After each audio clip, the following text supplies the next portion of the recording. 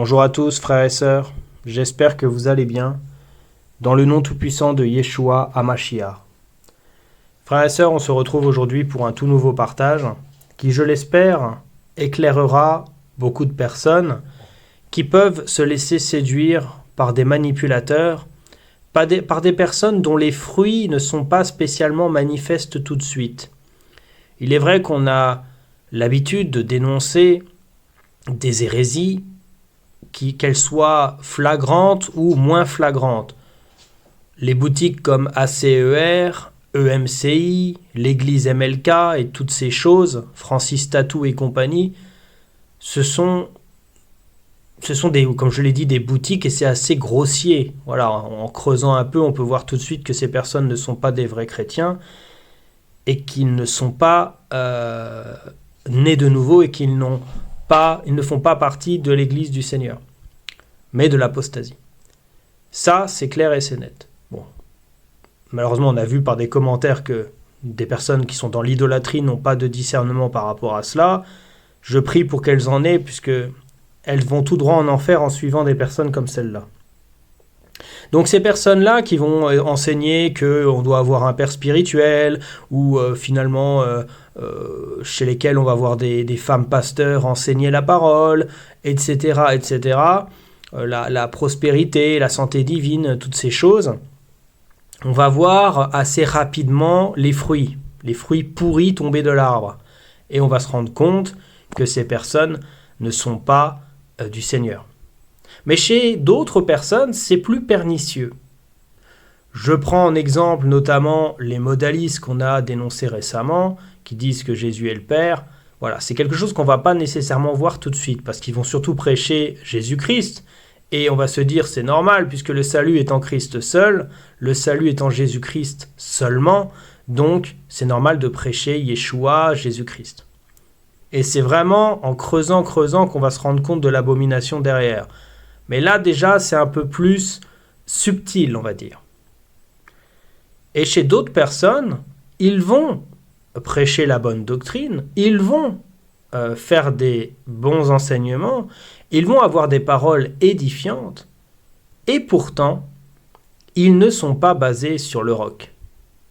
Vous avez vu le titre du partage ? Sommes-nous fondés plutôt sur le roc ou sur le sable ? Vous avez compris que je vais vous emmener dans Matthieu 7. On va continuer les versets après Matthieu 7, 21. Le frère avait déjà eu l'occasion de parler de Matthieu 7, 21. Donc je ne vais pas nécessairement redévelopper ces versets-là, mais ceux qui suivent. Alors je renouvelle ce qu'a dit Jonathan. Voilà, c'est moi qui le dis cette fois. Mais c'est vrai que c'est assez déroutant de voir que très peu de personnes qui se disent chrétiennes ne se sentent concernées par ces versets-là. C'est tout de même les versets les plus terribles du Nouveau Testament, oui bien sûr, dans le sens où ça concerne les chrétiens ici. Ça ne concerne pas les païens, ça ne concerne pas ceux qui rejettent l'évangile, ça concerne ceux qui se disent faisant partie du corps, qui confessent le nom du Seigneur et qui font des œuvres en son nom. Pourtant, ces personnes sont rejetées. Et le Seigneur nous le dit, beaucoup seront dans ce cas. Beaucoup. Donc ça fait trembler. C'est des versets qui sont une sorte d'avertissement pour le corps, pour pousser chaque croyant, chaque chrétien à s'examiner jour après jour afin de voir s'il est conforme aux Écritures ou non. Ça doit faire trembler tout le monde. Mais apparemment, tout le monde s'en fiche. Personne n'est concerné. Ou alors les hérétiques, ils vont dire que ça concerne d'autres hérétiques. Mais eux-mêmes ne se rendent pas compte qu'ils sont hérétiques. Alors ça, c'est quand même exceptionnel. On a des faux docteurs, des faux prophètes qui vont faire des vidéos en dénonçant d'autres faux docteurs et faux prophètes et en disant « Regardez, Matthieu 7, 21, le Seigneur nous a prévenus, il y a des faux docteurs, etc. etc. Regardez dans Matthieu 7, 21, il dit « Je ne vous ai jamais connu, donc ça concerne ces personnes-là. » Alors que elles-mêmes, ces personnes qui disent cela, on voit leurs fruits, on voit qu'ils sont tout simplement apostats, qu'ils ne sont pas rattachés à l'église du Seigneur et qu'eux-mêmes sont concernés. Donc on voit qu'il y a un aveuglement, un voile qui se met devant ces personnes. Et ça fait trembler, honnêtement ça fait trembler. je ne veux certainement pas me retrouver dans cette situation. C'est pour ça que je tiens, et qu'évidemment, tout chrétien doit le faire, et je sais que les personnes à qui je marche le font, c'est de s'examiner à travers la parole, afin de voir si on est en règle devant le Seigneur et si on n'a pas détourné du chemin, si on n'est pas allé ni à gauche ni à droite. C'est nécessaire, frères et sœurs. Tout le monde est concerné. Donc, le Seigneur va nous expliquer justement, et c'est là que ça va devenir intéressant, le fondement. Le fondement, en utilisant une parabole assez belle. Je pense qu'en regardant les photos qui s'affichent à l'écran, vous allez comprendre de quoi on parle. C'est tout simplement, il va nous démontrer les deux types de personnes. Celles qui vont être acceptées par le Seigneur et celles qui seront rejetées. L'une comme l'autre font partie de ce qu'on appelle le corps, c'est-à-dire l'ensemble des personnes qui se disent chrétiennes. Mais comme l'a dit le frère Jonathan, il n'y a que deux églises, la vraie et la fausse. Et le tri se fera à la fin. Les brebis seront accueillies, les boucs seront jetés. Frères et sœurs, on va voir cette parabole terrible dans Matthieu 7. Alors je vais tout de même relire à partir du verset 21. Voilà, je ne vais pas apprendre en cours de route, mais comme je l'ai dit, je ne vais pas nécessairement développer, puisque le frère l'a déjà fait, il y a quelques partages de cela. Ça ne sert à rien de se répéter, frères et sœurs. Donc Matthieu 7, à partir du verset 21, je suis en Louis II. Ceux qui me disent « Seigneur, Seigneur » n'entreront pas tous dans le royaume des cieux, mais celui-là seul qui fait la volonté de mon Père qui est dans les cieux. Plusieurs me diront en ce jour-là « Seigneur, Seigneur, n'avons-nous pas prophétisé par ton nom ? N'avons-nous pas chassé des démons par ton nom ? Et n'avons-nous pas fait beaucoup de miracles par ton nom ? Alors je leur dirai ouvertement, je ne vous ai jamais connu, retirez-vous de moi, vous qui commettez l'iniquité. Une parole terrible qui doit faire normalement trembler n'importe quel chrétien. Car oui, nous sommes sauvés par grâce, mais nous allons voir que les fruits qui découlent de ce salut doivent montrer qu'on l'a reçu.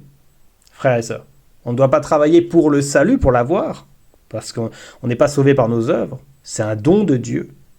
Mais on doit travailler dans le salut, avec crainte et tremblement, comme dit notre frère Paul. Donc le frère a bien développé, et je rends grâce au Seigneur par rapport à cela, ces versets. On va passer directement à la suite. La fameuse parabole du fondement chrétien.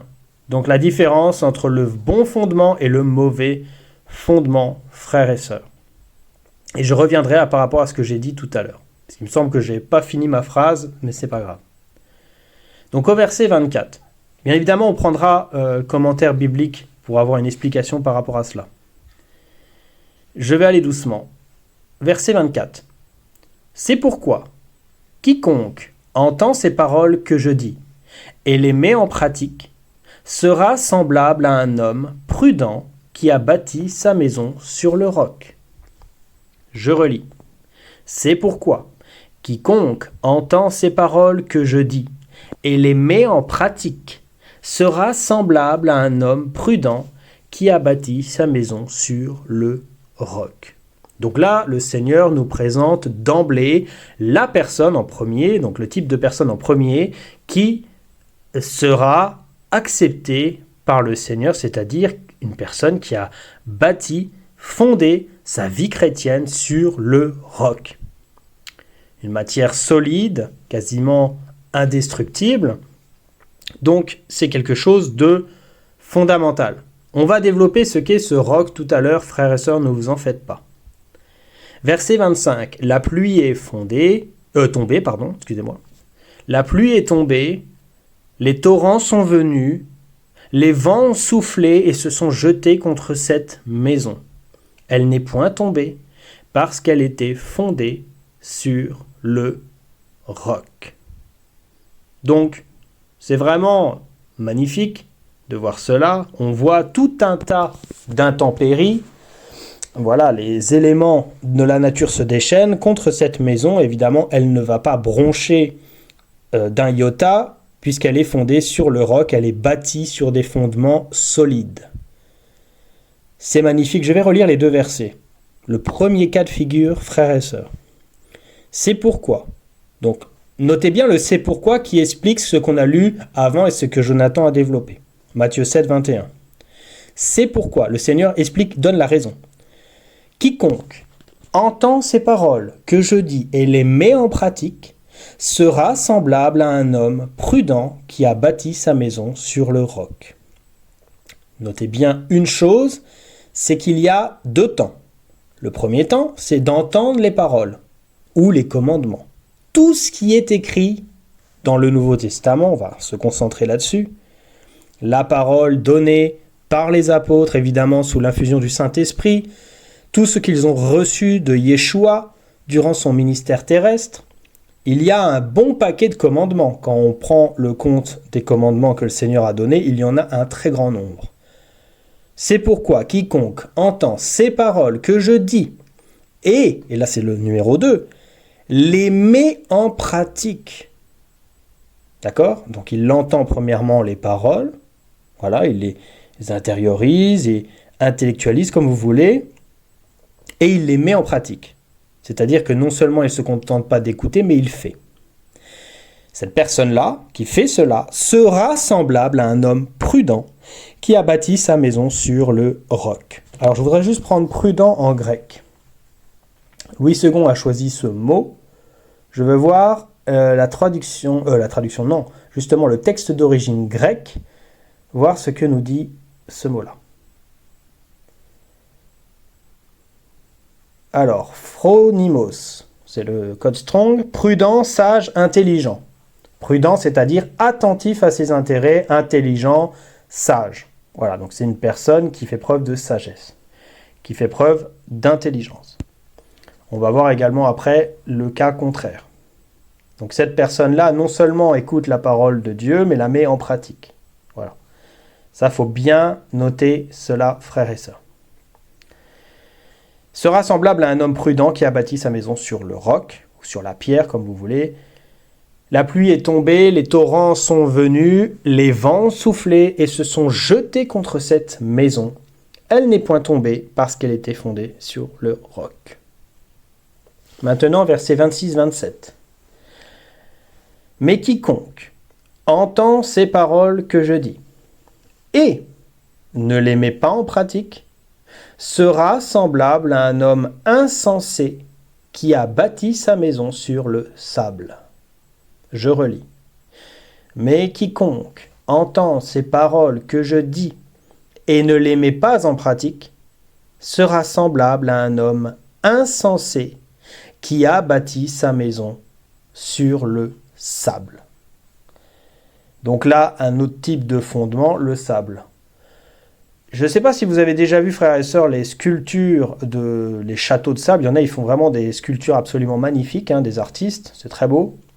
Mais bien évidemment, la moindre vague, la moindre turbulence, et tout s'effondre. Le sable est une matière semi-solide, mais qui n'est pas dure, c'est pas du roc. Donc c'est quelque chose d'apparence qui peut avoir l'air solide et durable, mais qui, à la moindre intempérie, à la moindre turbulence, comme je l'ai dit, va s'effondrer complètement. Donc là, c'est très intéressant de noter cela. C'est-à-dire que le roc, c'est clair et net, c'est solide, c'est durable, ça ne va pas tomber, malgré les turbulences, les intempéries, malgré la violence qui est portée contre cette matière. Par contre, le sable, c'est toute autre chose. Même si d'apparence, ça peut sembler solide, ça ne l'est pas. Donc, notez bien cela, que l'apparence a l'air solide, mais le fond ne l'est pas. Le fondement ne l'est pas. Je voulais prendre en grec le mot insensé, voilà, à contrario du mot sage, qu'on a vu, intelligent. Moros, insensé, folle, folie, chose folle, un fou. Écoutez bien, frères et sœurs. Un impie, une personne sans Dieu. Frères et sœurs, je vous rappelle que dans cette parabole, le Seigneur parle de chrétiens. Il parle de personnes qui se disent de confession chrétienne, qui se disent suivre le Seigneur, qui ont cette parole entre les mains, qui la prêchent, etc. On ne parle pas de païens. On ne parle pas d'une part des personnes qui sont chrétiennes, et d'autre part des personnes du monde qui sont totalement étrangères à la Bible, etc. Non, non, non, on parle de personnes du corps. Ça mélange les vrais et les faux. Donc écoutez ce que dit moros en grec. Un homme insensé, donc moros, insensé, folle, folie, chose folle, un fou ou un impie, sans Dieu. Est-ce que vous vous rendez compte?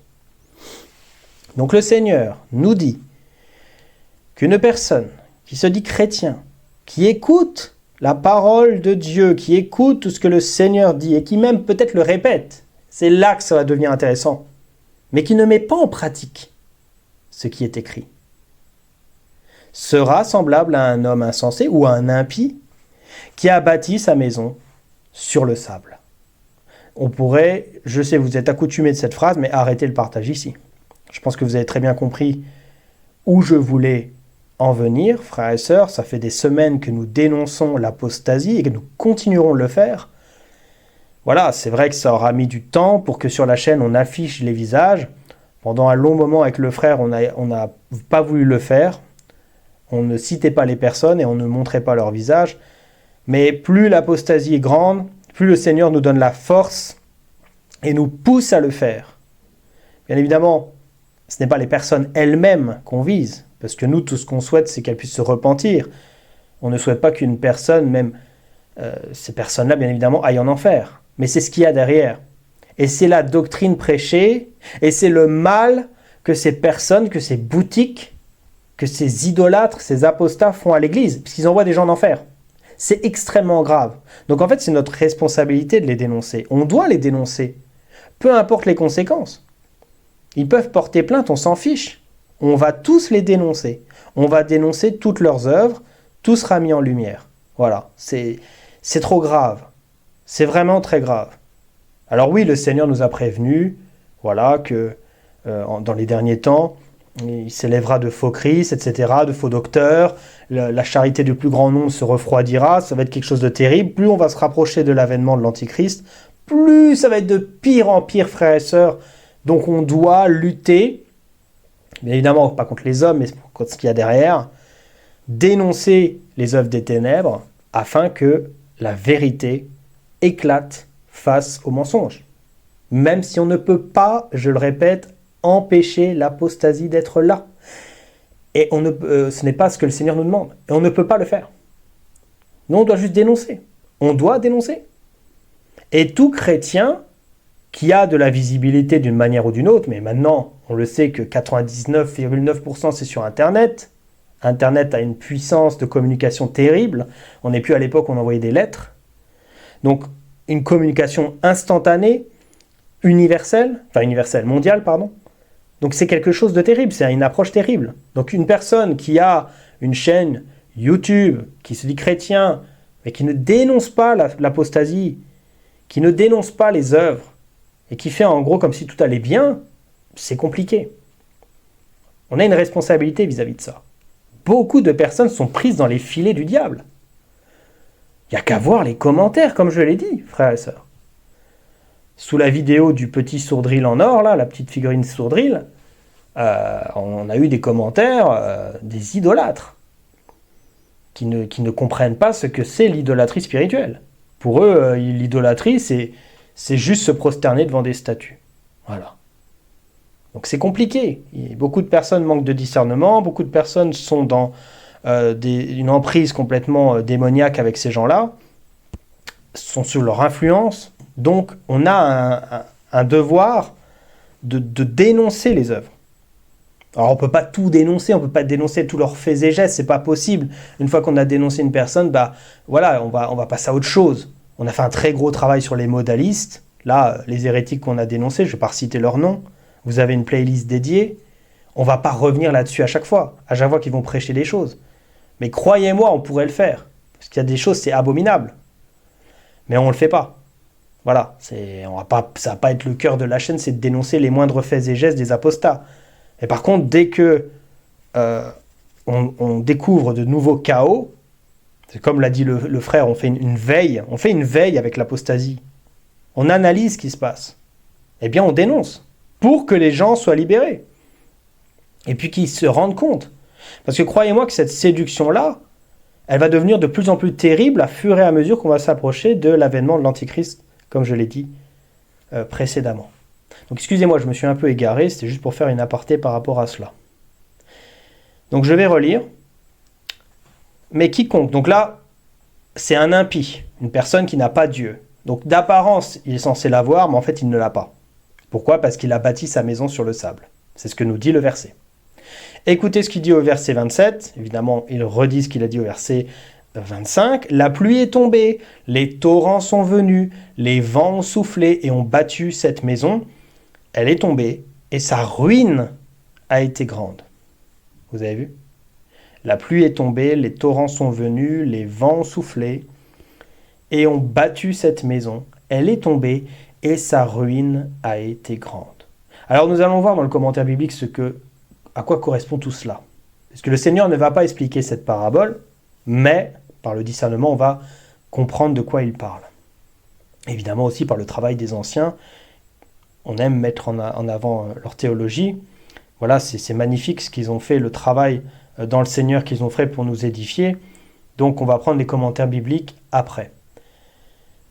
Donc je vais relire le 27-28. Donc là on a l'autre cas de figure, évidemment. On est toujours dans le corps de Christ. Le Seigneur nous a présenté le vrai croyant, le vrai chrétien, la vraie personne née de nouveau, le vrai disciple et même le vrai esclave de Christ. Retenez bien ce mot, c'est important. Et là il nous parle du faux. Donc, mais quiconque entend ces paroles que je dis, donc les paroles, les commandements, tout ce que le Seigneur a enseigné, et ne les met pas en pratique, sera semblable à un homme insensé qui a bâti sa maison sur le sable. La pluie est tombée, les torrents sont venus, les vents ont soufflé et ont battu cette maison. Elle est tombée et sa ruine a été grande. Je vais juste lire 28-29 pour terminer le chapitre, mais ce n'est pas nécessaire qu'on le développe. Après que Jésus eut achevé ses discours, la foule fut frappée de sa doctrine, car il enseignait comme ayant autorité et non pas comme leurs scribes. Voilà, frères et sœurs, Matthieu 7, 24-27, voilà, c'est ces versets-là qui nous intéressent. Je le rappelle, le Seigneur explique par rapport à ce qu'il a dit dans Matthieu 7, 21, 22, 23. Beaucoup me diront ce jour-là, Seigneur, Seigneur, et ils balanceront leurs œuvres, et il leur dira, retirez-vous de moi, je ne vous ai jamais connu. Et celui-là seul qui fait la volonté de mon Père qui est dans les cieux, celui-là ira au ciel. Donc, nous avons deux cas de figure. Les croyants qui seront rejetés, malgré tout ce qu'ils auront fait. C'est terrible, frères et sœurs. Vous voyez ? Ils vont mettre le CV en avant, le curriculum vitae. Ils vont le mettre en avant. Mais enfin, Seigneur, j'ai fait une église qui s'appelle EMCI. J'ai invité des milliers de pasteurs. J'ai traversé le monde. J'ai fait plein de prières inspirées. Pourquoi ? Vous voyez ? Mais enfin, Seigneur, je suis allé en Guadeloupe et en Martinique. J'ai prêché l'évangile. J'ai dit aux gens que tu étais le Père. Ouais. Mais enfin, Seigneur, j'ai chassé des démons. J'ai même ressuscité des cadavres. J'ai fait plein de choses, Seigneur. Ouais. Donc vous voyez, les œuvres seront mises en avant. Et pourtant, le Seigneur va les rejeter. Mais c'est une parole terrible. Donc toutes ces personnes-là, on comprend bien qu'elles avaient un fondement bâti sur le sable. Pourquoi ? Parce qu'elles ne mettaient pas la parole en pratique. Alors, on peut dire, mais attends, c'est bizarre. Ils ont dit qu'ils avaient chassé des démons, prophétisé, qu'ils avaient prêché le Seigneur, qu'ils avaient fait des miracles, qu'ils avaient tout un tas de choses, des œuvres. Et pourtant, ils sont rejetés. Ben oui. Oui. On pourrait croire que la parole est mise en pratique parce qu'ils ont fait ces choses. Et pourtant, non. Non. Elle n'était pas mise en pratique. Qu'est-ce que mettre en pratique la parole, frères et sœurs ? C'est être dans l'obéissance. C'est être dans l'obéissance au commandement. Ce n'est pas de se détourner de ces commandements et de faire comme on veut. Mais on va développer cela. Ne vous en faites pas. Donc on va prendre le commentaire biblique, frères et sœurs. Très bien, frères et sœurs. On va prendre le commentaire biblique de Matthieu 7, versets 24 à 29. Alors, je vais aller prendre le commentaire tout de suite. Donc, Matthieu 7, 24, 29 constitue la conclusion du sermon sur la montagne. Jésus y présente deux types de bâtisseurs. Le premier, l'homme prudent, qui construit sa maison sur le roc. Le deuxième, l'homme insensé, ou le fou, ou l'impie, comme on l'a vu, frères et sœurs, qui construit sa maison sur le sable. Lorsque viennent la pluie, les torrents et les vents, seule la maison fondée sur le roc demeure debout. Voilà un beau petit résumé de ce qu'on a lu précédemment. Le roc représente, écoutez bien, l'obéissance authentique à la parole de Dieu. Je relis. Le roc représente l'obéissance authentique à la parole de Dieu. Et non simplement le fait d'entendre son enseignement. Donc c'est pas le fait juste d'entendre, mais c'est d'y obéir. Le contraste n'est pas entre les croyants et les incroyants, qui connaissent ou ignorent l'évangile. Ça je l'ai dit tout à l'heure, c'est vraiment, là on parle de chrétiens, c'est tous les deux c'est des types de chrétiens, les vrais et les faux, mais entre ceux qui entendent et qui mettent en pratique les paroles de Jésus-Christ, et ceux qui entendent seulement mais qui n'y obéissent pas. Donc la profession de foi seule ne sauve pas. Une foi véritable produit une vie transformée et obéissante. Le bâtisseur sage démontre la réalité de sa foi par ses actes. Ce n'est pas par ses actes qu'il va avoir le salut, frères et sœurs, mais ses actes vont démontrer qu'il est sauvé, que sa foi est authentique, qu'il est véritablement né de nouveau, qu'il est véritablement soumis au Seigneur, à sa volonté, et qu'il montre son amour pour lui, tout simplement. Donc maintenant, on va voir ce que représentent les tempêtes. Ça, c'est très intéressant. Les tempêtes représentent plusieurs types de perturbations. D'une part, les épreuves de la vie, donc la vie chrétienne, que ce soit les persécutions, les soucis du monde, les tentations, les choses, voilà, toutes les choses qui peuvent venir faire contraire à notre marche chrétienne. Mais écoutez, mais surtout le jugement final de Dieu. Surtout le jugement final de Dieu. Et c'est ça qui nous intéresse. Vous allez comprendre pourquoi. Donc je continue. Une fondation spirituelle superficielle peut sembler solide pendant un temps. Donc rappelez-vous de ce que je vous ai dit tout à l'heure. Un beau château de sable bien fait, bien sec. Vous avez l'impression qu'il est très solide, c'est limite de la pierre. Et pourtant, dès qu'il y a une turbulence, dès qu'il y a de l'eau, une marée haute, du vent, une tempête, que sais-je, ça va s'effondrer totalement comme un château de cartes. Donc ça semble solide pendant un temps, mais finalement ça s'effondre lorsque Dieu éprouvera la réalité de la foi. C'est surtout le jugement final de Dieu qui nous intéresse, puisque c'est en concordance avec Matthieu 7, 21. Matthieu 7, 21 nous parle du jugement final, quand nous nous retrouverons tous devant le Seigneur. Là, on ne parle pas des turbulences, des persécutions, de tout ce qui se passe pendant notre marche chrétienne, même si oui, ça peut y être concerné. Il y a des chrétiens, malheureusement, qui ont d'apparence une foi qui a l'air authentique, ils ont été baptisés selon la bonne doctrine. Voilà, ils ont même participé au repas du Seigneur. Et malheureusement, on voit que les soucis du monde, le fait qu'ils ne soient pas rattachés au cep, qu'ils ne prennent pas la parole de Dieu au sérieux, qu'ils ne prennent pas le sacrifice du Seigneur au sérieux, montre qu'ils sont totalement fondés sur le sable. Et il n'y a même pas besoin d'attendre le jugement final de Dieu pour voir que toute leur fondation s'effondre. Parce que leur foi était vraiment superficielle.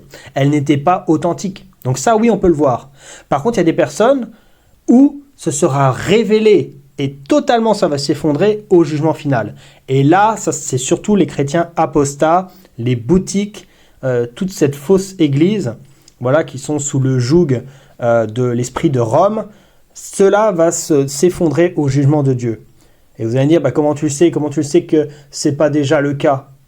Et tout simplement, frères et sœurs, parce que ces personnes-là n'ont pas de persécution. Ils n'ont pas de persécution. Ils ne souffrent pas pour la parole de Dieu. Loin de là. Alors oui, bien évidemment, il y a des martyrs, des faux martyrs chrétiens dans le monde. On a déjà dénoncé Porte Ouverte qui mélange les vrais et les faux, où ils nous montrent des catholiques dans des pays étrangers qui se font massacrer par des musulmans, mais ce n'est pas pour autant qu'ils vont au ciel. Ils sont morts dans l'hérésie, frères et sœurs, ils ne sont pas sauvés. Donc oui, ils souffrent pour leur faux Christ, et ils meurent, même parfois dans d'atroces souffrances, et c'est horrible, je sais, mais pour leur hérésie, mais pourtant ils ne sont pas sauvés. Mais là, on parle de personnes qui ne vivent même pas ça, mais qui sont elles-mêmes dans l'hérésie, elles-mêmes sont là uniquement pour leur ventre, elles sont leur boutique, leur notoriété, leur gloire, leur argent. Toutes les personnes de leur assemblée leur appartiennent, voilà. Ils n'appartiennent pas au Seigneur, c'est à eux. Voilà, ils se les ont appropriés, ils ont une domination sur ces personnes, et du coup, voilà, les Francis Tatou, les Jérémy Sourdril, les personnes, je ne sais plus leur nom, là, d'MLK et tout ça, là, les Yvan Castanou, tous ces gens-là, ils n'ont pas de persécution, frères et sœurs. Tout va bien dans leur vie. Il n'y a aucune différence entre leur vie et la vie de Maître Gims, frères et sœurs. Les Strass paillettes, c'est la même chose. Il n'y a rien. Ils ont embrassé le monde, ils n'ont jamais quitté le monde. Jamais.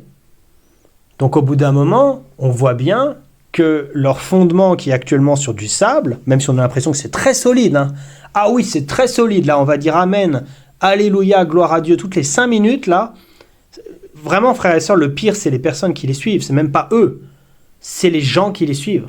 Ils aiment ça, ils aiment le mensonge, ils le boivent, comme ça. Voilà, à la bouteille, le mensonge. Ils adorent ça. Donc là, oui, c'est Amen, gloire à Dieu. On a ressenti la puissance du Saint-Esprit. Merci papa Yvan Castanou. Merci papa machin, maman machin. Mais c'est le chaos, frères et sœurs. Donc là, pour eux, ils sont sur du rock, hein.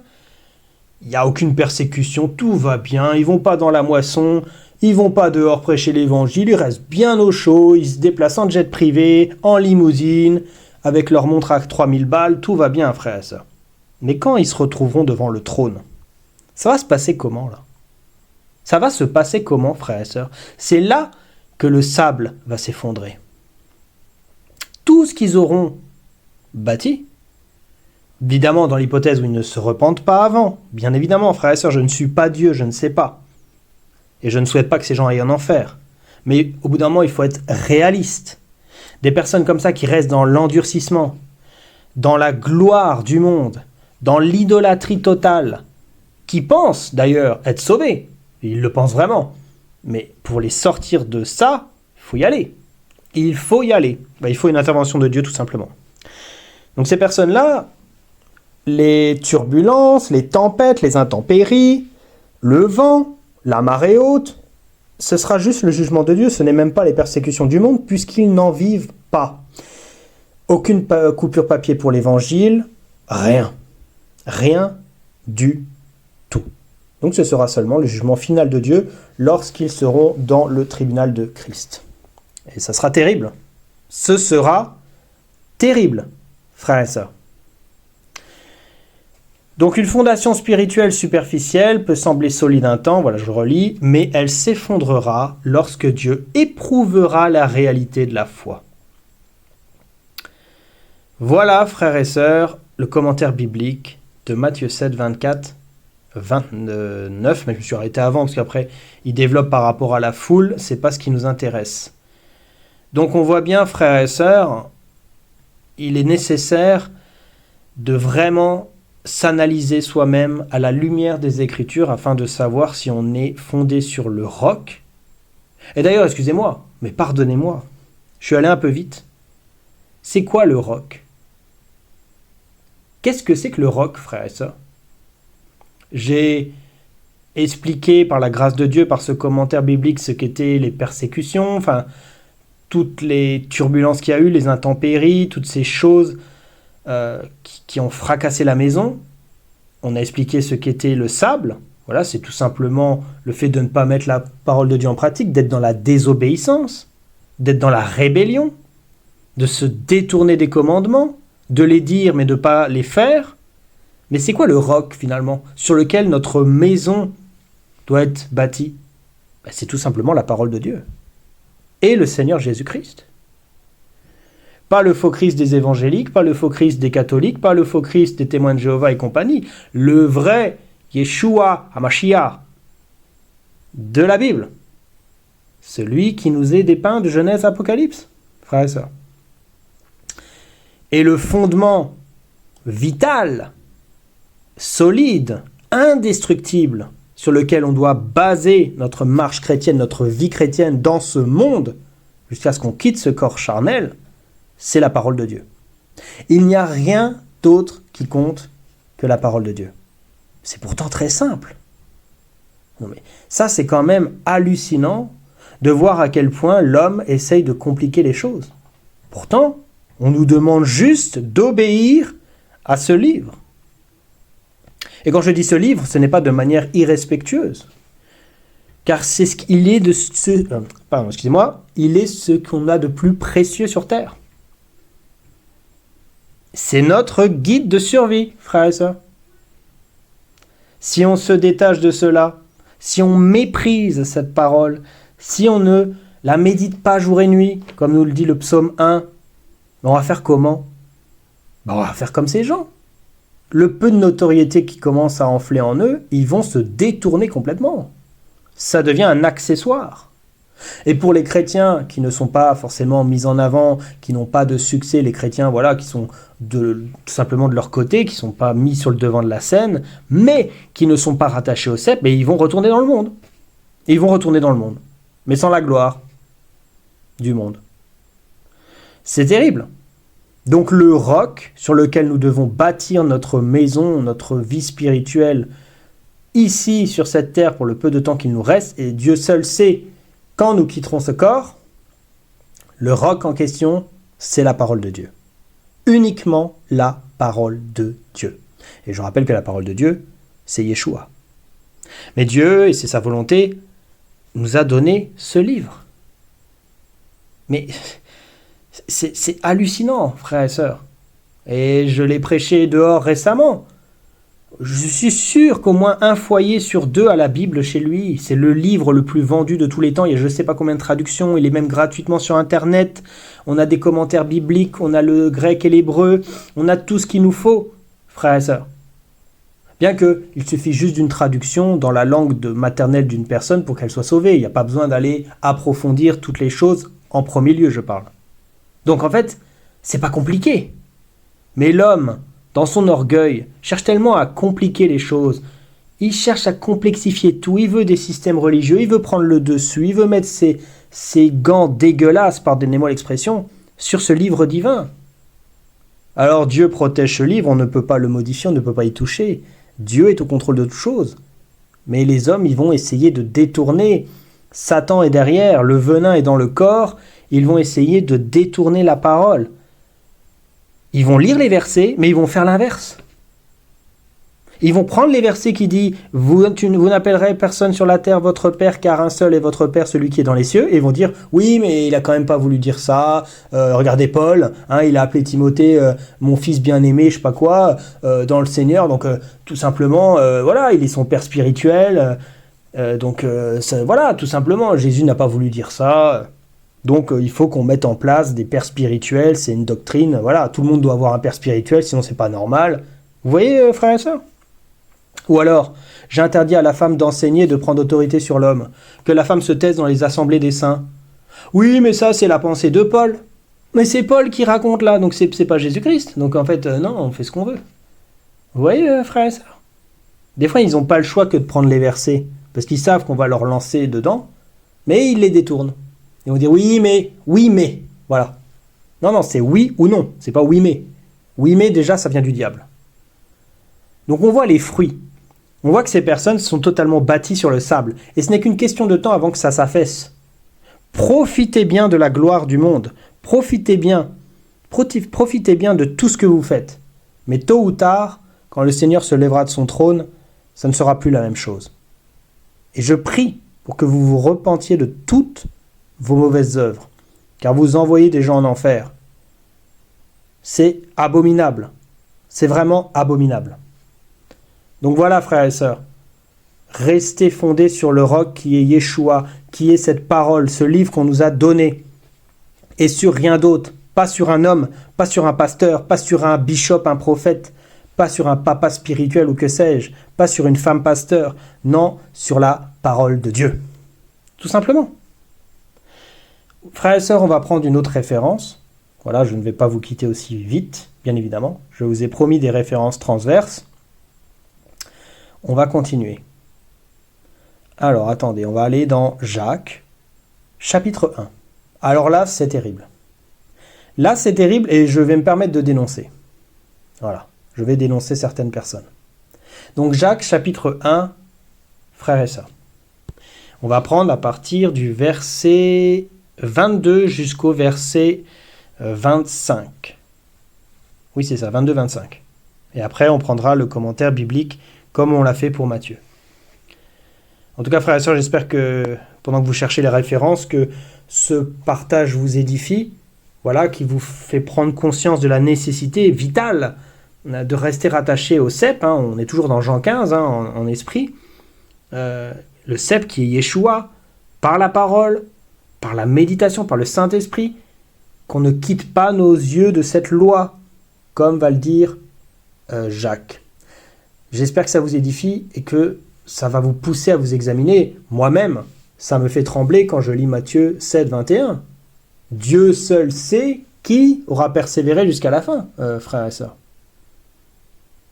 Seul Dieu sait toutes choses. Donc c'est pour ça que nous devons demeurer dans l'obéissance, dans la mise en pratique de la parole. Et Jacques va confirmer ce que le Seigneur a dit dans Matthieu, des années après. Donc, Jacques chapitre 1, verset 22, frères et sœurs. Écoutez bien ce que dit notre frère. Et le frère de Yeshua d'ailleurs. Le frère selon la chair.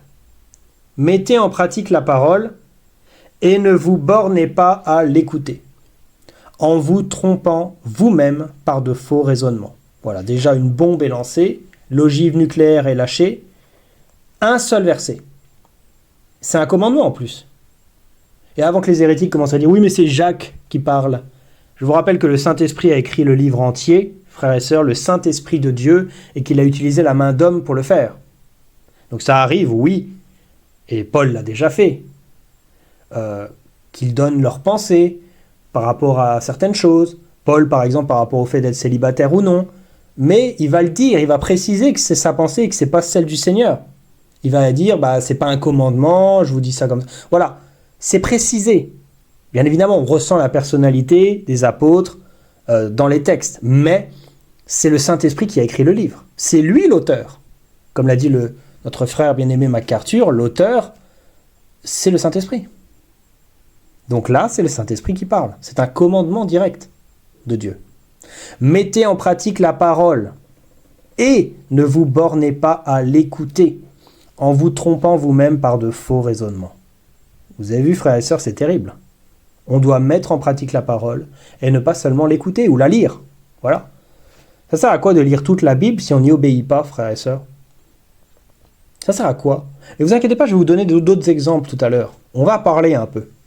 Parce qu'il y a beaucoup de chaos, en fait. Et je ne vais pas parler là de EMCI et compagnie. Je pense qu'on les a assez arrosés pour ce soir. On va parler d'autres personnes. Voilà. Parce que là, c'est vraiment quelque chose qui devient insupportable. Excusez-moi, je reprends. Mettez en pratique la parole et ne vous bornez pas à l'écouter en vous trompant vous-même par de faux raisonnements. Voilà, donc déjà, il y a un danger terrible quand on ne pratique pas la parole, qu'on ne la met pas en pratique, qu'on n'y obéit pas, du coup. C'est qu'on va totalement être dans l'illusion, en fait. On va être dans l'illusion. C'est ce qu'on appelle l'illusion spirituelle. On a l'impression qu'on est avec le Seigneur, on a l'impression qu'on a le Saint-Esprit, on a l'impression qu'on fait partie de l'Église, que finalement tout va bien, alors qu'en fait, ça va pas bien du tout. Puisqu'on est détaché du cep, on est dans la rébellion, on est dans la désobéissance et on est contre Dieu. D'où la nécessité de mettre en pratique tous les commandements qui sont donnés, frères et sœurs. Et comme je l'ai dit en intro, il me semble, il y en a un bon nombre. Verset 23. « Car si quelqu'un écoute la parole et ne la met pas en pratique, il est semblable à un homme qui regarde dans un miroir son visage naturel et qui, après s'être regardé, s'en va et oublie aussitôt quel il était, ou qui il était. » Je relis. Jacques se permet aussi une parabole. Voilà, c'est terrible. Surtout quand on va expliquer cela par la grâce de Dieu. Mettez en pratique la parole et ne vous bornez pas à l'écouter en vous trompant vous-même par de faux raisonnements. Car si quelqu'un écoute la parole et ne la met pas en pratique, il est semblable à un homme qui regarde dans un miroir son visage naturel et qui, après s'être regardé, s'en va et oublie aussitôt quel il était, dans le sens à quoi il ressemblait. Vous avez vu l'image? Vous vous regardez dans un miroir, vous constatez votre visage, vous partez, vous avez oublié tout ce que vous avez regardé. C'est chaud quand même. Donc là, Jacques nous parle évidemment du deuxième type de personnes dans la parabole de Yeshua, à savoir ceux qui sont fondés et qui ont fondé leur maison sur du sable. Les impies, les fameux. Donc, ne vous en faites pas, on va expliquer tout cela après. Je vais juste continuer ce que dit Jacques. Mais celui qui aura plongé les regards dans la loi parfaite, la loi de la liberté, et qui aura persévéré, n'étant pas un auditeur oublieux, mais se mettant à l'œuvre, celui-là sera heureux dans son activité. C'est un verset absolument terrible, frères et sœurs. Déjà, la phrase est assez longue. Donc je vais relire, vous en faites pas, je vais prendre mon temps.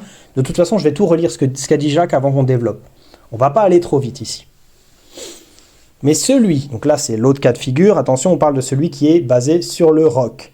Là où Yeshua a commencé sur le vrai chrétien, qui est dans l'obéissance, qui met en pratique la parole, ici Jacques fait l'inverse, il commence par celui qui ne l'avait pas en pratique. Donc, verset 25, « Mais celui qui aura plongé les regards dans la loi parfaite, la loi de la liberté, et qui aura persévéré, n'étant pas un auditeur oublieux, mais se mettant à l'œuvre, celui-là sera heureux dans son activité. » Vous avez vu, frères et sœurs? Donc, on nous parle de quelqu'un qui plonge les regards dans la loi parfaite. C'est quoi la loi parfaite? C'est la parole de Dieu, tout simplement. Il n'y a pas besoin d'aller ailleurs. Hein. Tout est là. Tout est là. Une vie entière ne suffirait pas à découvrir tout ce qu'il y a dans cette parole, vu que c'est un livre qui est divin. C'est le livre de Dieu. Alors c'est une lettre morte pour ceux qui ne sont pas régénérés, bien évidemment, et ces apostats en font partie.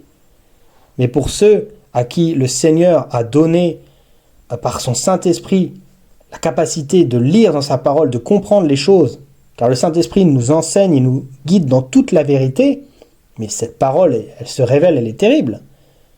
Un verset, vous pouvez méditer et le redécouvrir encore et encore. C'est infini à l'image de Dieu. C'est glorieux. C'est absolument glorieux. Donc c'est ça la loi parfaite. C'est la Torah Yeshua, comme j'aime l'appeler, la loi de Jésus, de Yeshua, la Torah Elohim, la loi de Dieu. La loi avec un grand L, on ne parle pas de la loi mosaïque, des ordonnances juives, on parle de la loi parfaite de Dieu. Toute la parole de Dieu, c'est tout ce dont nous avons besoin. Donc, Jacques nous dit, « Mais celui qui aura plongé les regards dans la loi parfaite, la loi de la liberté, premièrement, et qui aura persévéré. Deuxièmement, donc persévérer, c'est une notion d'endurer, de continuer, de demeurer dans le même état, de ne pas se détourner ni à gauche ni à droite, de rester fixé encore et encore, jour après jour, nuit après nuit, n'étant pas un auditeur oublieux. » Donc là, il fait encore une référence à ce qu'il a dit avant avec celui qui a regardé son visage dans le miroir et qui s'est oublié 2 secondes après. Donc là, non seulement il plonge ses regards dans la loi parfaite, mais il retient tout ce qui est écrit, comment en le mettant en pratique, et Jacques va nous le dire, mais se mettant à l'œuvre. Se mettre à l'œuvre, c'est mettre en pratique, c'est travailler. Et une nouvelle fois, pas pour obtenir le salut, c'est un don de Dieu. C'est une faveur imméritée, on ne le mérite même pas, on n'a rien fait pour l'avoir. Mais c'est pour travailler dans ce salut qu'on a reçu, pour montrer qu'on l'a bien reçu, qu'on est un chrétien authentique, et que ce n'est pas une foi superficielle. C'est les œuvres découlant de la foi, frères et sœurs. C'est inévitable. Une véritable conversion va porter des fruits. Dieu ne sauve pas les hommes qu'il a choisis avant la fondation du monde pour qu'ils ne fassent rien, frères et sœurs. Ça n'a aucun sens. Et encore une fois, rappelez-vous de Matthieu 7, 21. Oui, les apostats font des œuvres. Ils en font même plus que moi, frères et sœurs. Attention, oh là là, les œuvres qu'ils font. Mais même moi, je fais pas ça. Moi, j'ai pas des assemblées de 200 000 personnes.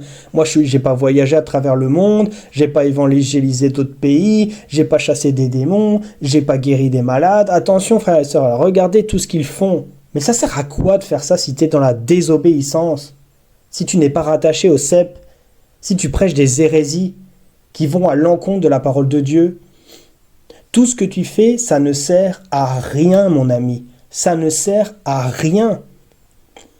Et les modalistes, on leur a dit, vous pouvez faire toutes les œuvres, ils vont même dehors, ils vont prêcher l'évangile dehors. Mais ils vont dire que Jésus, c'est le Père, que Dieu s'est envoyé lui-même.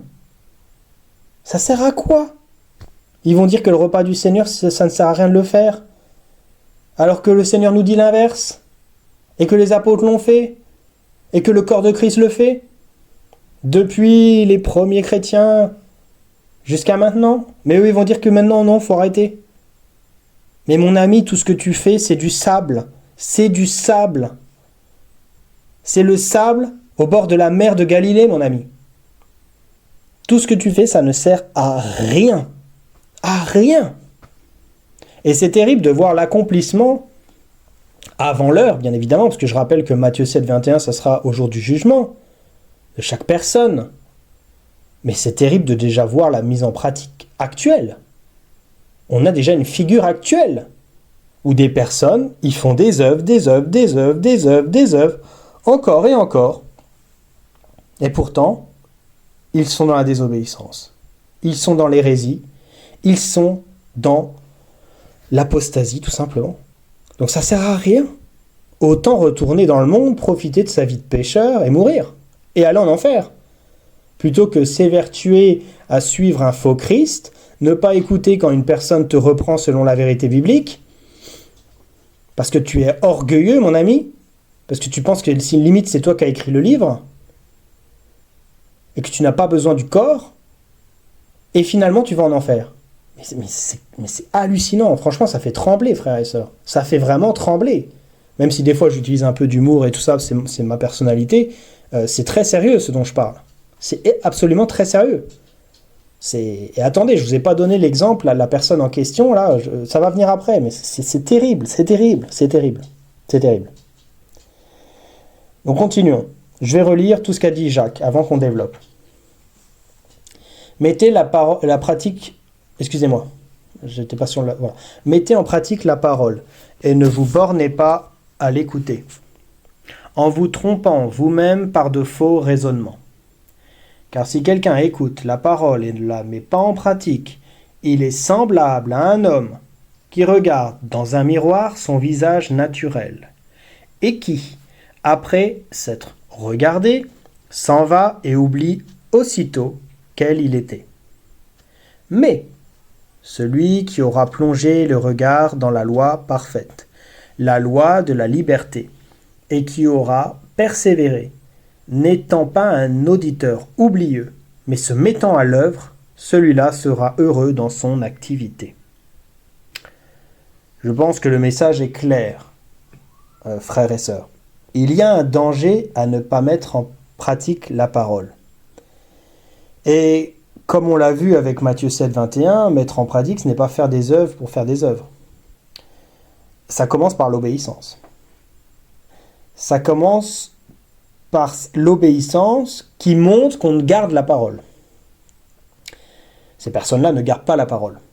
Ils utilisent quelques versets à droite, à gauche, parce que ça va bien pour illustrer leurs propos, et après ils sont en roue libre totale. Donc là je parle des boutiques et tout ça qu'on a dénoncé en début de partage. Pour eux, la parole de Dieu, c'est un accessoire.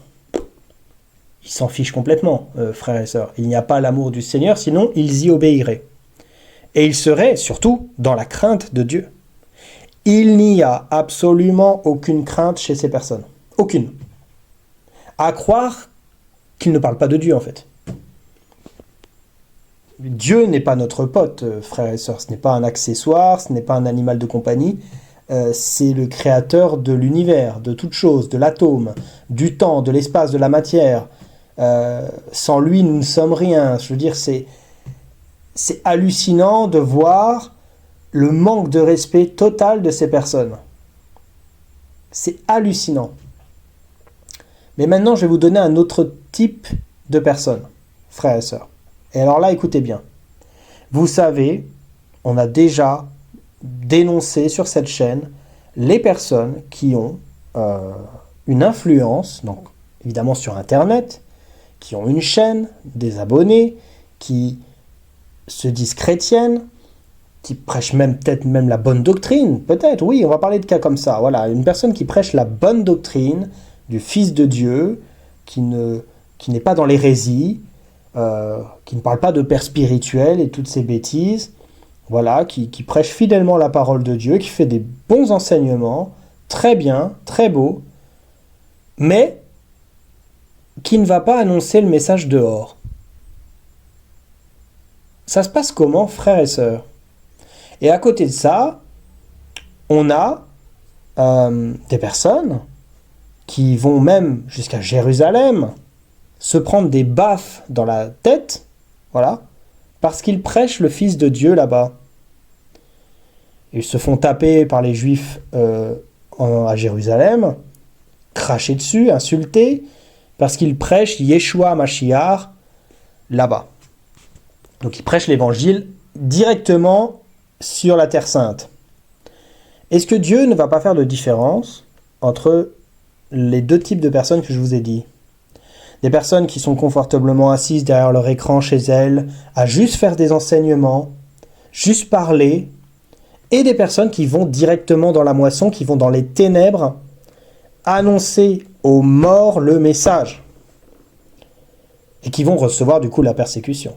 Parce qu'ils vont prêcher le véritable évangile. Ils ne vont pas dire Jésus t'aime, blabla. Est-ce que vous pensez que Dieu ne va pas faire de différence entre ces deux types de personnes, frères et sœurs? Dieu n'est-il pas juste? Bien sûr que si. Donc, quelle personne met en pratique la parole dans ces deux cas de figure, frères et sœurs? Quelle personne? Moi, j'aimerais poser une question à ces personnes. C'est quand que vous allez sortir annoncer le message? Et je vais m'adresser à une personne, Jean-Marie Chevrier, voilà, un monsieur qui fait des enseignements sur YouTube. Bon, c'est très bien, ils font des beaux enseignements, mais qui dit aussi qu'il est temps, plus que jamais, de prêcher l'évangile et qu'il faut que les chrétiens prêchent l'évangile aux morts. Il faut qu'on revienne à la prêche de l'évangile. Mais ce monsieur ne va pas prêcher l'évangile. S'il le faisait, il le montrerait. Toutes ces vidéos, il est chez lui, dans sa chambre ou je sais où, à faire des enseignements. Il dit mais ne fait pas. Il ne met pas en pratique la parole de Dieu. Quiconque me confessera devant les hommes. En grec, c'est vraiment devant, c'est face à face, c'est pas derrière ton écran, mon ami. À quel moment tu vas aller dehors? À quel moment? C'est compliqué ça quand même. Et je cite ce monsieur, mais il y en a d'autres. Et parfois même, ils sont dans leur voiture. Est-ce que Yeshua a prêché dans une voiture? Est-ce qu'il a dit d'aller prêcher dans une voiture, frères et sœurs, devant ton téléphone? On se moque de qui? Quand est-ce que vous allez mettre en pratique la parole? Vous pouvez faire tous les enseignements que vous voulez, mais vous êtes bâtis sur du sable. Car vous désobéissez à un seul commandement, c'est d'aller prêcher dehors l'évangile, sur les toits, ce que vous donne en secret. Dans le secret, vous le prêchez sur les toits, sur les places publiques. Tu as des jambes, mon ami. Tu as des jambes pour aller marcher et aller dans les assemblées apostates des modalistes, parce que tu es œcuménique, et pourtant on t'a prévenu. Mais par contre, tu n'as pas de jambes pour aller dans ta ville avec un amplificateur prêcher le message.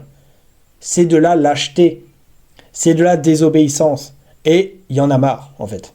Surtout que ces personnes donnent des leçons, quoi. Ils disent carrément qu'il faut qu'on aille prêcher, qu'il faut aller prêcher l'évangile, que c'est pas bien de ne pas le faire, mais ils le font pas. Ils ne le font pas. Ils ne mettent pas en pratique la parole de Dieu. Ils sont complètement aveugles eux-mêmes. Jonathan avait dit quelque chose de terrible. Il avait dit que Moïse, Dieu l'a envoyé à 80 ans sortir les Hébreux d'Égypte, frères et sœurs. 80 ans, s'il vous plaît.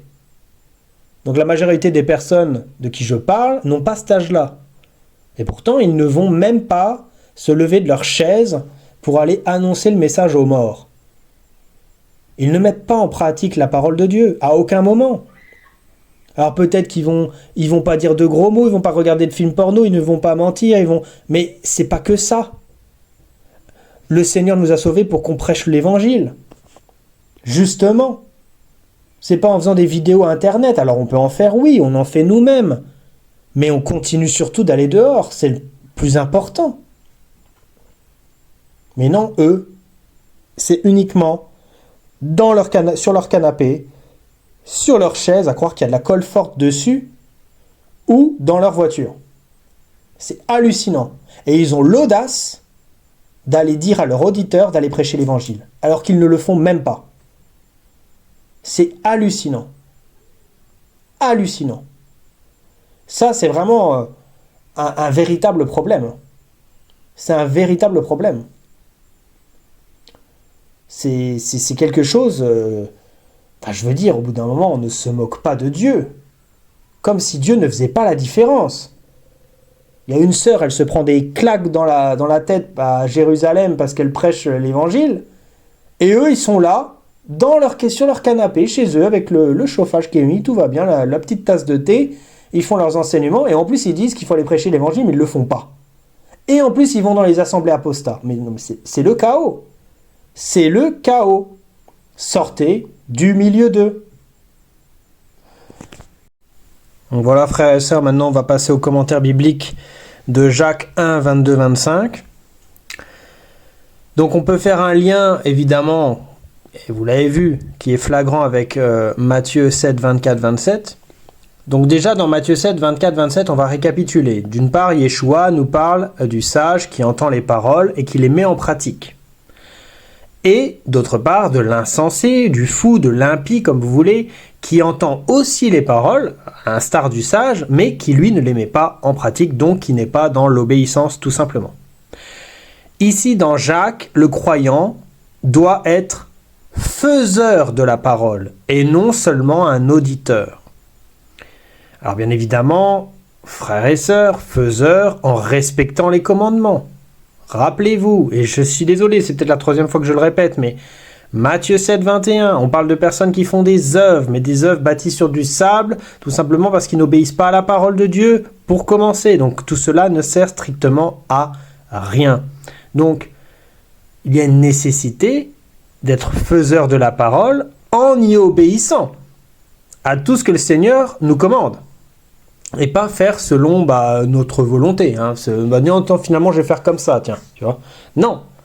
Donc, celui qui écoute sans agir est comparé à quelqu'un qui regarde son visage dans un miroir, puis oublie aussitôt ce qu'il a vu. Celui qui persévère dans l'obéissance, par contre, il est béni. Vous voyez ? On voit ici un même avertissement. Dans les deux textes, le danger n'est pas l'ignorance de la vérité, mais l'illusion spirituelle. Et c'est là que ça fait mal, frères et sœurs. Dans Matthieu, l'homme sur le sable pense avoir une maison solide. Frères et sœurs, bon nombre de chrétiens pensent avoir une maison solide.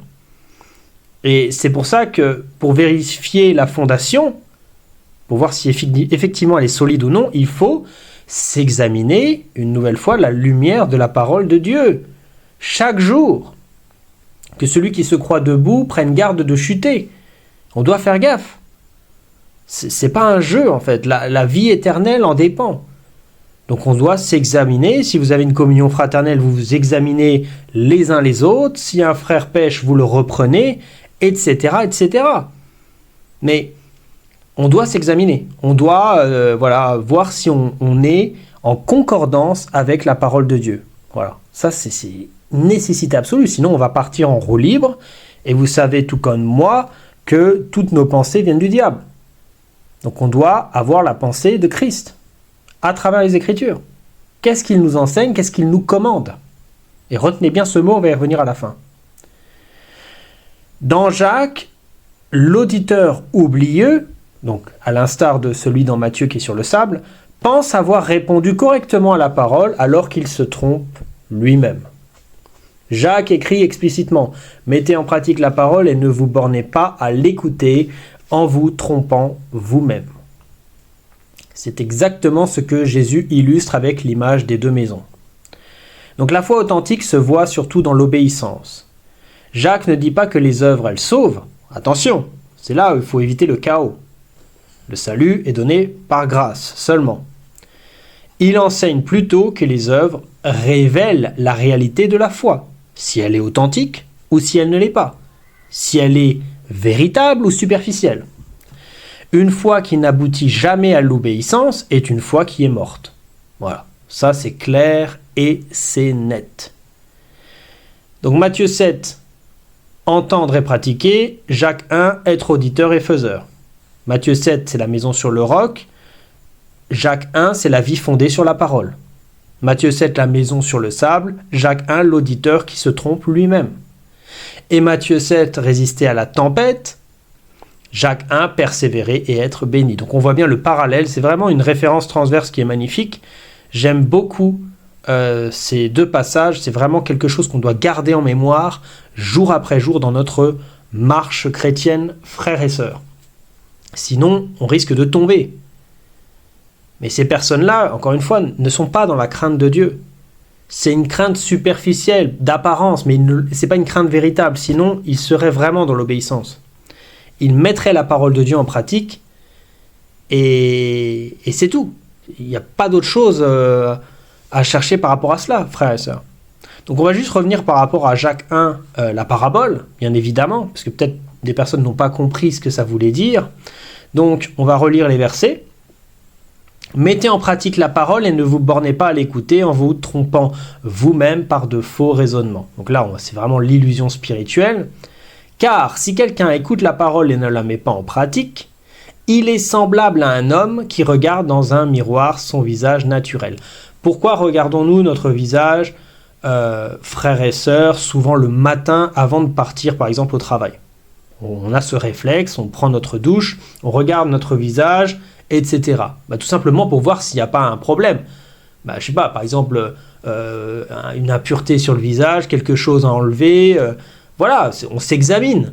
C'est humain, on le fait tous. Ce n'est pas nécessairement du narcissisme, c'est juste vérifier, voilà, si tout va bien, s'il n'y a pas, je sais pas, une impureté sur le visage, un truc, tout simplement, se recoiffer, j'en sais rien, peu importe. On regarde s'il n'y a pas un défaut, voilà. On regarde s'il n'y a pas un défaut. Avant de partir, on s'examine, littéralement. Donc, celui qui écoute la parole et qui ne la met pas en pratique, il est semblable à ce type de personne, donc il regarde dans un miroir son visage naturel et qui, après s'être regardé, s'en va et oublie aussitôt quel il était. Donc, à quoi il ressemblait, il oublie l'image qu'il a vue, il oublie tout ce qu'il a vu. Donc, une personne qui se base sur la parole de Dieu, qui lit la parole de Dieu, qui même connaît par cœur les versets, frères et sœurs, peut-être même plus que nous. Il connaît les versets par cœur. Allez, chapitre tant, Ésaïe tant, il y a tel verset, ça veut dire ça et tout ça. Mais ça sert à quoi si, une fois que tu as fermé le livre, tu ne le mets pas en pratique? Et là, j'ai cité Ésaïe, mais pour aller en concordance avec ce qu'on voit dans les textes, surtout les évangiles, ça sert à quoi? Ça sert à quoi? Tu vas lire par exemple, vous n'appellerez personne sur la terre votre père, ou ce que je vous dis en secret, proclamez-le sur les toits, ou d'autres choses, d'autres commandements, celui qui aura regardé une femme pour la convoiter a commis un adultère avec elle dans son cœur, etc., etc. Il ferme le livre et après il ne le met pas en pratique. Il fait l'inverse. Il a oublié, et il a oublié tout ce qu'il a vu.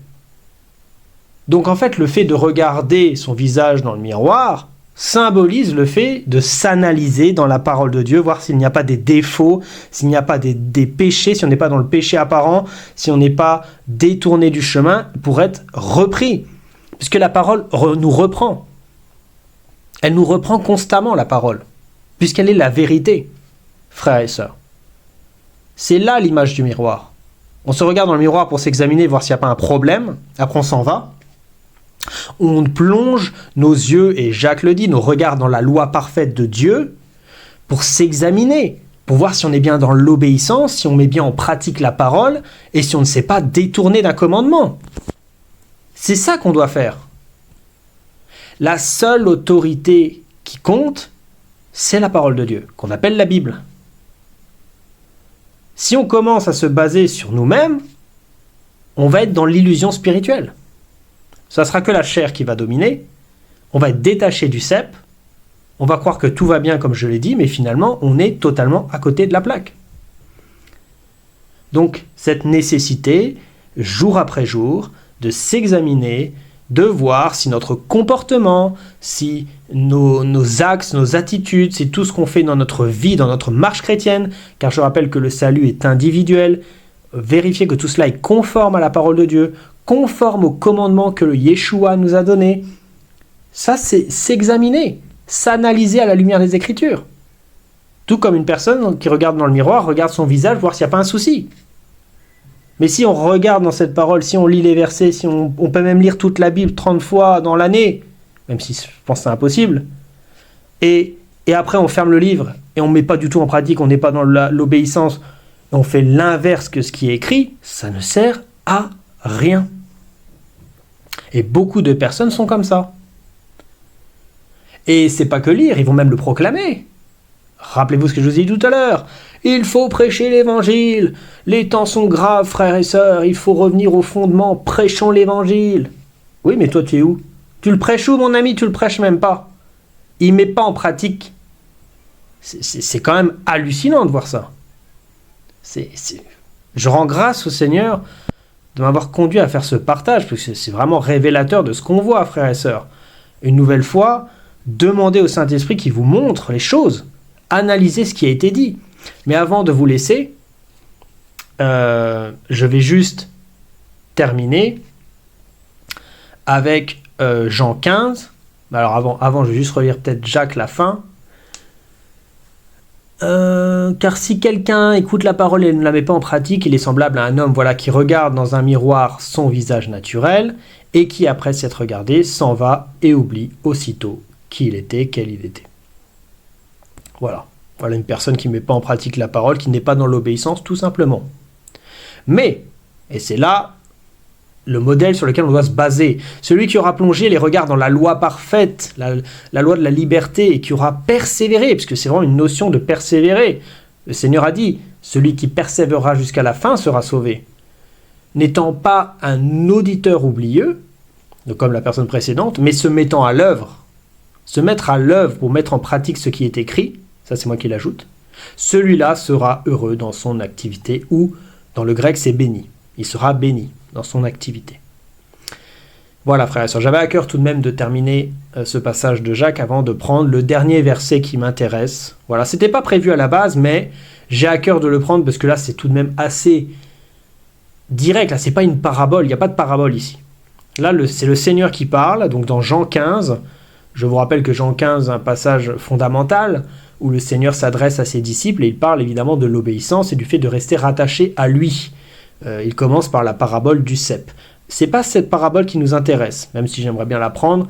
Dans le cadre du verset, du partage, c'est pas ce qui nous intéresse. Non, une seule phrase, un seul verset m'intéresse.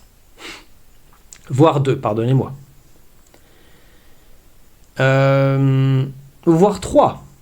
Merci Saint-Esprit. Non, 3. Très beau chiffre d'ailleurs. Donc non, c'est du verset 12 au verset 14, frères et sœurs. Parce que là, ça c'est aussi un autre chaos. Et après, on va terminer là-dessus. Donc Jean 15, à partir du verset 12.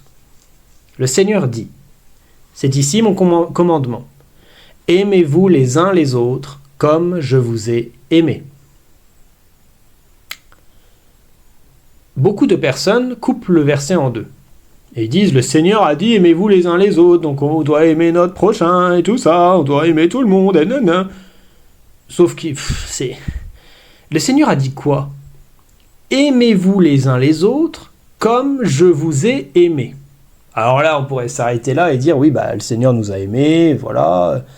Et on doit aimer pareil, c'est ça, être chrétien, c'est aimer tout le monde, etc. Mais alors évidemment, ces personnes vont parler d'un amour corrompu, Jésus t'aime, Dieu n'est qu'amour, blablabla, les bisounours, le monde hippie. Mais ils ne vont pas prendre les versets qui suivent.